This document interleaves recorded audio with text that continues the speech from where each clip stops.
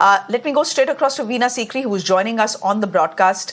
Veena Sikri, we are putting out what Mr. Zelensky has put out on Twitter, essentially expressing deep disappointment with the fact that the Prime Minister of India has chosen to visit Moscow and hug the President of Russia. My point is, what is the problem here? And that is much of the Western commentary as well. My point is, what is the problem here?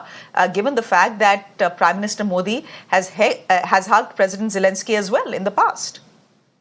Absolutely. I think that the response of President Zelensky is completely non-understandable. It's not clear at all because, A, one assumes he wants an end to the war.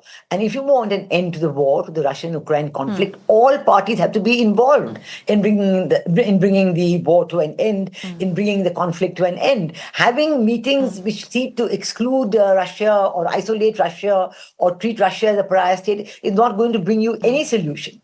And our Prime Minister has been very clear that the solution is not going to be found on the battlefield. This is not an era of war. We need dialogue and diplomacy. And certainly in his talks with President Putin, he would have placed this very much on the cards, as we saw even today in the talks, in the public talks in the Kremlin, and yesterday in the private talks in the the dacha which President Putin had invited him to. The second aspect I'd like to mention that India's foreign policy based on strategic autonomy is well known and well accepted by the rest of the world. That India will partner and be friends with all countries equally, will not hesitate to call out any wrong, any difficulty, will not hesitate to want to work for peace and diplomacy and bringing global stability.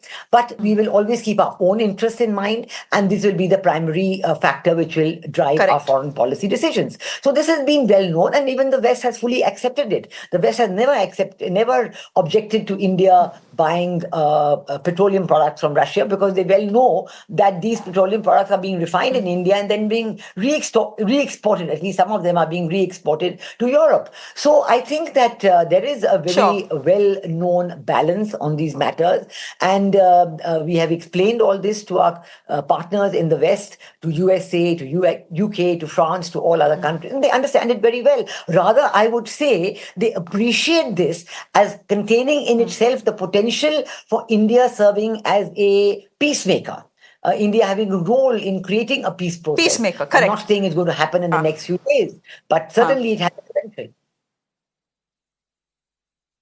Okay, Veena Sikri, we'll leave it there for the moment. Thank you very much for your perspective. The fact is, if there's a war on and you're trying to bring about peace, you need a peacemaker. And the peacemaker can only be a person or a country that both warring countries are speaking to. It's as simple as that. Strategic autonomy is a word we should remember every time the Western media criticizes India for looking at its own interests. Veena Sikri, we'll leave it there for the moment. Thank you very much for joining us on the broadcast.